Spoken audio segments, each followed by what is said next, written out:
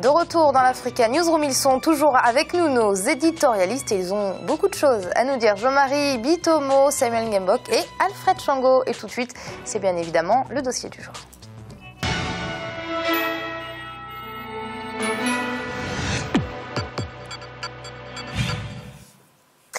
Le 31 octobre, la démission du président Blaise Compaoré au Burkina Faso a été aussi surprenante que rapide. Les événements se sont enchaînés très très vite. La détermination de la société civile et des acteurs politiques a eu raison en l'espace de 2 jours d'un pouvoir de 27 ans. Reportage de notre correspondant Djibril Fofana. Ouagadougou le 30 octobre 2014. Les députés de l'Assemblée nationale du Burkina Faso doivent examiner le projet de loi portant modification de l'article 37 de la Constitution. La rue est en ébullition. Depuis des mois, la société civile et l'opposition politique s'opposent à ce projet.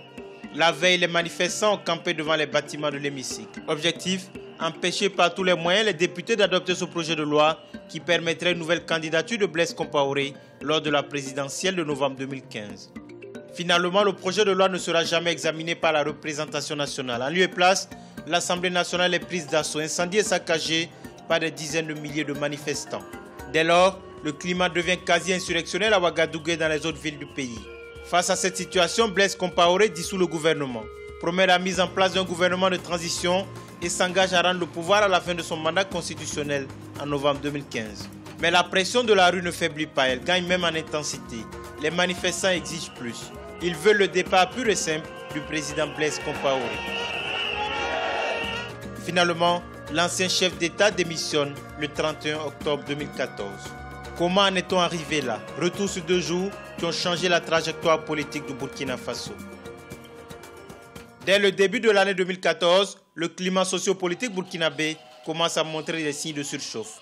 L'opposition et la société civile exigent du président Blaise Compaoré qu'il renonce à tout nouveau mandat comme le stipule la Constitution. Mais le 21 octobre, Blaise Compaoré annonce sa volonté de modifier la Constitution pour se maintenir au pouvoir. Et sur cette question, je demande bien sûr au peuple, à travers un référendum, de se prononcer sur ce qui a été proposé, qui suppose qu'une fois adopté, le président du Faso n'aura plus à faire 10 ans comme c'est inscrit actuellement dans notre Constitution, mais un mandat renouvelable 1 fois, mais un mandat renouvelable 2 fois. Mais en réalité, le chef de l'État pense pouvoir éviter le recours à la consultation référendaire. Pour cela, il peut compter sur un allié, l'ADF-RDA, qui dispose de 18 députés à l'Assemblée nationale. Ce parti avait par le passé marqué son opposition à toute velléité de révision de l'article 37 de la Constitution. Mais son retournement de veste a été le détonateur de l'accélération du processus de révision de la Constitution. Lorsque une partie veut la révision de la Constitution et une autre partie ne veut pas la révision de la Constitution, la règle c'est de dire, bon, nous faisons tout ça au nom du peuple. Tout le monde se réclame du peuple. À ce moment-là, le peuple peut s'exprimer et le peuple départage les acteurs politiques. Et chacun doit s'y soumettre. Des élus du peuple qui doivent répondre du peuple, qui doivent répondre des aspirations du peuple. Et c'est ces élus-là qu'on interne, qu'on emprisonne dans un hôtel pour qu'ils puissent aller voter la loi. En oubliant que ces députés vivent avec le peuple. Nous sommes voisins, nous sommes parents, ainsi de suite. Bon, comment on peut aller voter une telle loi et revenir vivre tranquillement dans les quartiers? Ce n'est pas possible. Le président Blaise Compaoré reste sourd aux mises en garde des acteurs politiques et de la société civile. Le premier avertissement est donné le 28 octobre 2014. Plusieurs centaines de milliers de manifestants se regroupent à la place de la Révolution pour demander au chef de l'État de renoncer au projet de loi. Demandons une seule chose à notre très cher président. Le temps est révolu.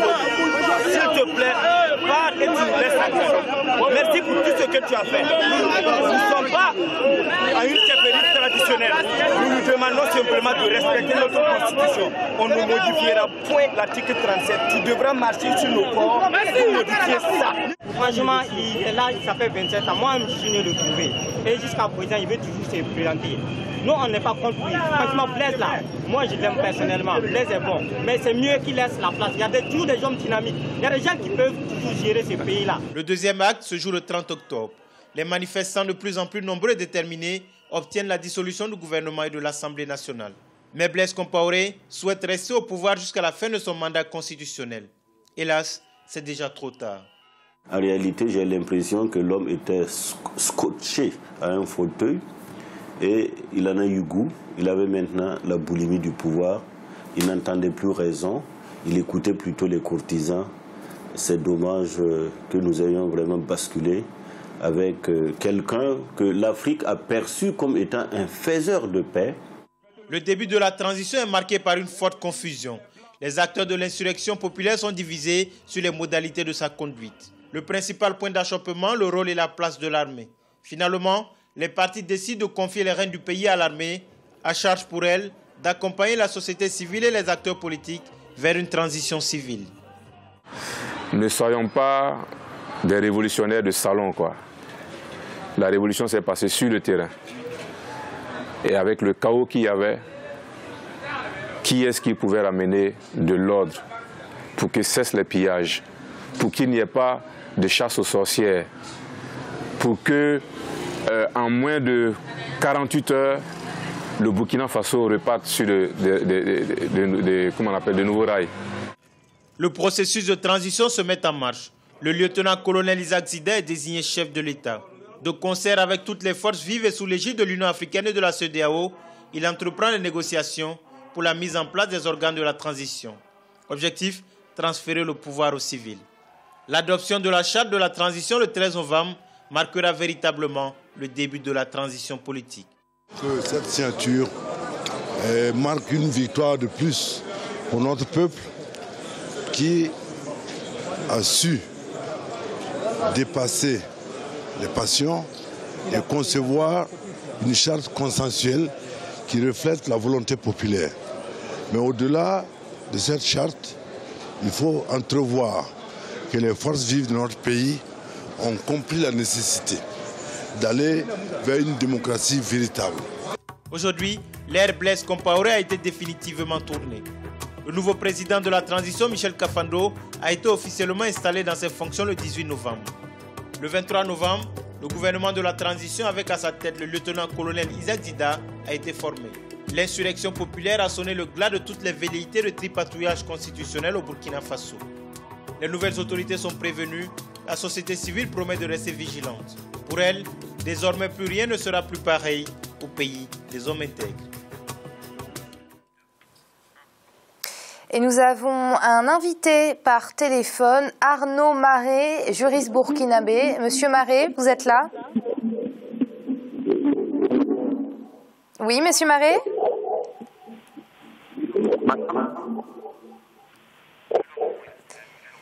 Alors, on reviendra bien évidemment à notre invité par téléphone dans quelques minutes. Alfred, je me tourne vers vous. Donc, 2 jours pour mettre un terme à 27 ans de pouvoir, c'est spectaculaire. Absolument spectaculaire, hein, Amira. Personne ne s'y attendait, ni les acteurs politiques burkinabés, ni ceux d'Afrique occidentale, ni tout simplement les acteurs politiques du monde. Personne ne s'attendait à une chute rapide de Blaise Compaoré de cette manière-là. Mais comme quoi, effectivement, la volonté du peuple finit par renverser toutes les digues, hein, quelles qu'elles soient. Et on l'a entendu, il y a eu la détermination des jeunes intervenants disant mais il passera sur nos corps avant de rester, de modifier la Constitution. Ça veut dire effectivement qu'on avait mal jugé effectivement de cette capacité, de cette détermination, de cette énergie des acteurs politiques, sociaux, burkinabés à résister justement à cette manœuvre que Blaise Compaoré mettait en place pour modifier la Constitution et se maintenir. Alors, monsieur Maré est de nouveau avec nous par téléphone. Monsieur Maré? Oui, madame. Oui, bonsoir. Alors, monsieur Maré, nous venons de le voir, nous venons de le dire, hein, 2 jours pour mettre un terme à 27 ans de pouvoir. Monsieur Marais? Oui, tout à fait. Oui, en tout début de mon propos, je voudrais profiter de l'opportunité de votre antenne pour rendre hommage à tous à qui nous avons organisé aujourd'hui une cérémonie d'inhumation avec le vœu que leur rêve d'un passé meilleur de démocratie, d'égalité, de liberté, ces rêves pour lesquels ils sont tombés, que nous puissions nous le réaliser, nous sommes encore vivants. Oui, Monsieur Marais, alors comment on peut expliquer qu'un président comme Monsieur Compaoré, qui était présenté comme un fin stratège, n'a pas vu sa propre fin arriver? Oui, mais la stratégie, le plus, quelle que soit ses sciences et ses connaissances, face à l'exaspération du peuple, ça donne nécessairement ce résultat-là. L'histoire des peuples nous l'enseigne.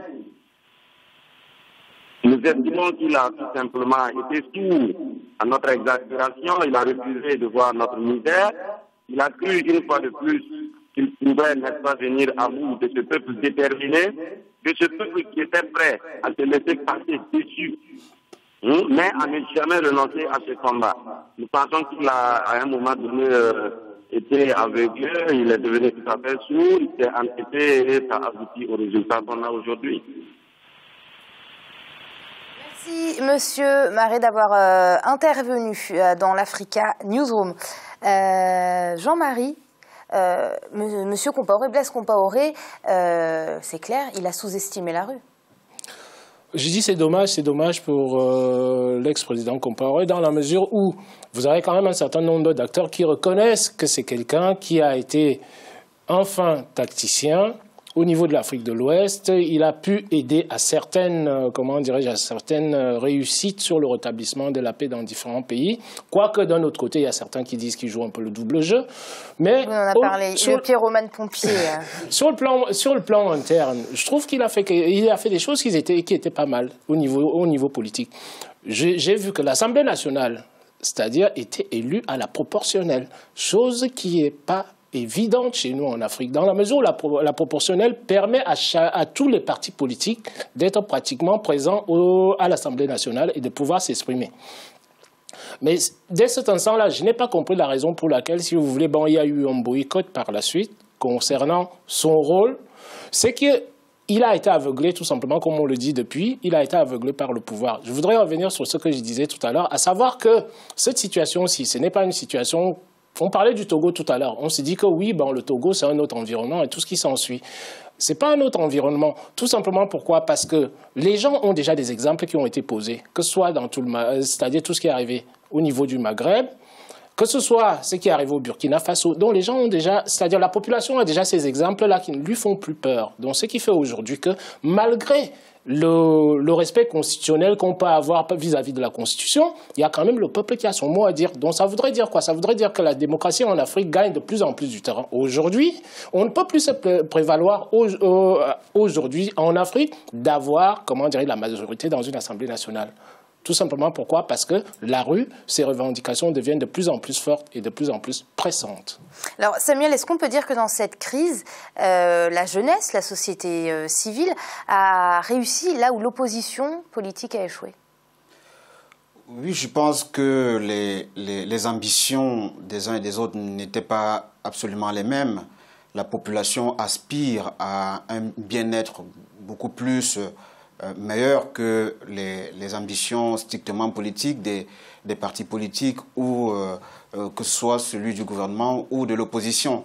Donc à ce niveau, je dis oui, la population et la société civile a réussi. Mais ce qu'il faut également dire sur cette chute, c'est que ce qui est arrivé à l'ex-président Blaise Compaoré arrive ou arrivera certainement à beaucoup d'autres présidents qui ne mettent pas en place suffisamment des instruments d'alerte précoce et de prévention de ce type de situation. À partir du moment où l'alerte précoce n'est pas suffisamment institutionnalisée, le président n'a pas suffisamment d'éléments pour évaluer le niveau de violence, le niveau de tension sociale, économique, voire même culturelle qui se développe à l'intérieur du pays. Donc, à partir du moment où un dirigeant n'est pas bien conseillé, il n'est pas bien entouré avec des gens compétents qui ont une vision globale sur la nation, qui ont des ambitions intéressante pour l'intérêt national, alors forcément, on aboutira à des stratèges, mais des stratèges qui opèrent dans des domaines strictement sectoriels. Malheureusement, la situation nationale nécessite une stratégie beaucoup plus globale. Alfred, Samuel parle d'un entourage. Est-ce que Blaise Compaoré a été mal entouré ? On peut dire, au vu du résultat final, on peut dire qu'il était mal entouré, mais de l'autre côté, ce qu'on peut voir, c'est que je pense que l'usure du pouvoir, la patine du temps sur la présence au pouvoir pendant longtemps, le fait aussi que le président lui-même était coupé de la population, et d'ailleurs c'est le cas dans la plupart des pays africains où les présidents sont restés trop longtemps au pouvoir. Vous savez, il y avait, à l'époque des partis uniques, c'était différent. Si je prends le cas du Zaïre de Mobutu, lui, ce qu'il avait compris, il avait compris une chose, que en dehors des rouages, des structures du parti, du gouvernement qui existaient, il maintenait le contact direct avec le peuple. Il allait le rencontrer, il allait dans les meetings, il visitait le pays, il programmait comme ça des contacts avec le peuple pour apprendre des choses. Et parfois, il revenait de là estomaqué, se disant « mais c'est pas possible, mes conseillers me disent ça, mais voilà ce qui se passe, ça n'est pas possible ». Donc, je pense que Blaise Compaoré s'est enfermé, il s'est bunkérisé en fait, et il a été coupé du peuple. C'est ce décalage qui l'a mené à sa fin ? Absolument, c'est ce décalage-là où il n'entendait plus rien, il n'entendait plus que l'écho de sa propre voix, exactement. D'ailleurs, dans la dernière émission qu'il a eue avec Constant Lemal, on l'a vu, hein, justement, où il était vraiment dans la cécité absolue, où il ne comprenait pas, où il pensait encore qu'il était légitime, alors que dans la rue... Il voulait encore solliciter le peuple pour rester au pouvoir, comme si il n'était vraiment pas conscient qu'on ne voulait plus de lui à la tête du Burkina. Exactement, il était vraiment dans cette cécité absolue et dans la ventriloquie. Au fond, un pouvoir ventriloque, c'est ça, il finit de cette manière-là. Il dit que s'écoute parler, s'entend parler, mais n'entend pas ce que le peuple réel, la vie réelle disent. Et au fond, on aboutit à ça. Jean-Marie, on a un peu l'impression que ces derniers jours, avant la démission de Blaise Compaoré, ça a un peu gâché l'aura qu'il avait, la réputation qu'il avait. Tout à fait, ça a gâché sa réputation, Amira, parce qu'il aurait pu partir avec les honneurs. Par la grande porte, comme on dit. Par la grande porte, comme on dit généralement. Il y a Alfred qui vient de parler de cécité, c'est-à-dire c'est quelque chose qui touche pratiquement, vous venez de parler de l'Algérie, vous Amira, c'est pratiquement une cécité qui touche toutes nos jeunes démocraties en devenir en Afrique. Dans la mesure où le président de la République est en place, mais il se passe un phénomène qui est relativement simple, c'est que après l'usure du pouvoir dont nous parlons souvent ici là, une fois que cette usure du pouvoir là est atteinte, qu'est-ce qui se passe? Le président de la République laisse tout à son entourage, ce qui fait que il n'a plus l'information réelle qui vient du terrain, ne lui est plus transmise que par son entourage. Et on oublie quelque part, c'est que cet entourage a pour objectif de pouvoir sauver ses intérêts. Ce ne sont pas les intérêts de la population qui sont pris en compte. Et dès cet instant-là, il y a Samuel tout à l'heure qui parlait de conseillers qu'on peut avoir à côté. Il faut vraiment, c'est-à-dire, selon l'exemple d'Alfred, que tous les présidents de la République, parce que je dis, le continent africain est très très spécifique. Donc que faut-il? Il faut que ces gens-là aillent sur le terrain, eux-mêmes voir ce qui se passe, parce que leur entourage les trompe quelque part, et ça s'est produit partout. On a vu ça en Tunisie. En Tunisie, Ben Ali se disait que bon oui, tout va bien avec le peuple, alors que lui-même, il vivait dans une opulence qui n'avait rien à voir avec la population qui pratiquement mourait de faim. Donc dès cet instant-là, je me dis, les gens qui veulent se maintenir au pouvoir, c'est une chose, mais il faut savoir écouter les doléances de la population, aller vivre la réalité soi-même et non pas tout simplement se focaliser uniquement sur les courroies de transmission qu'on a mises en place, parce que ces courroies de transmission-là finissent par vous mentir, vous faire comprendre que le peuple est d'accord avec la politique qui est menée, est d'accord avec vous, et alors qu'au fond, ce n'est pas ça. Donc il faudrait que cet apprentissage de la démocratie-là se fasse. C'est la raison pour laquelle je dis souvent, ne transposons pas, c'est-à-dire tout ce qui se passe à l'extérieur chez nous en Afrique. Nous avons des pratiques. Quand on parle de démocratie souvent en Afrique, je me dis les Occidentaux oublient un instrument qu'on avait en Afrique qui était très très important, qui était ce qu'on appelait l'arbre à palabre. L'arbre à palabre, c'est un début de démocratie dans lequel les décisions qui sortaient dessus, et c'est ça l'avantage, c'était des décisions consensuelles. Donc, à partir de là, il va falloir aujourd'hui qu'on revienne sur nos fondamentaux. Comment est-ce que l'Afrique fonctionnait, si vous voulez, en termes de démocratie? Nous ne découvrons pas la démocratie, contrairement à ce qu'on veut nous faire comprendre. Il y a qu'à faire, comment dirais-je, une analyse détaillée de l'arbre à palabre, et les juristes, j'aimerais bien qu'ils s'y penchent dessus et qu'ils voient les répercussions sociales qu'il y a derrière ça. Alfred, très rapidement, vous vouliez intervenir par rapport aux propos de Jean-Marie? Oui, mais juste ajouter une chose, que effectivement l'arbre à palabre, c'était quelque chose d'essentiel, mais l'arbre à palabre a subi le vent de l'histoire, c'est-à-dire il y a eu la colonisation qui a cassé ce ressort-là, il y a eu les indépendances, et puis il y a eu les conférences nationales souveraines qui avaient repris en quelque sorte l'esprit de la palabre, sauf que les pouvoirs qui sont sortis de là ont dévoyé justement à ce processus-là. Je pense qu'aujourd'hui, effectivement, la sagesse recommanderait aux chefs d'État d'être beaucoup plus regardants, de se méfier de leurs entourages directs qui défendent leurs propres intérêts plutôt que les intérêts supérieurs du pays. Merci Alfred, c'est l'heure du rappel des titres au Togo. Les débats autour d'une éventuelle révision de la Constitution sur la limitation des mandats présidentiels sont nombreux. Ce vendredi 28 novembre, une manifestation s'est d'ailleurs tenue à l'appel de l'opposition et de la société civile. L'objectif étant d'obtenir une réforme constitutionnelle pour limiter le nombre de mandats de l'actuel président Faure Gnassingbé. En Namibie, nous connaissons les résultats de l'élection présidentielle depuis ce lundi. C'est le candidat du parti au pouvoir, Adjé Gengom, qui remporte le scrutin avec 87% des suffrages. Nous allons désormais marquer une courte pause. On se retrouve dans quelques instants pour la troisième et dernière partie de l'Africa News. A tout de suite.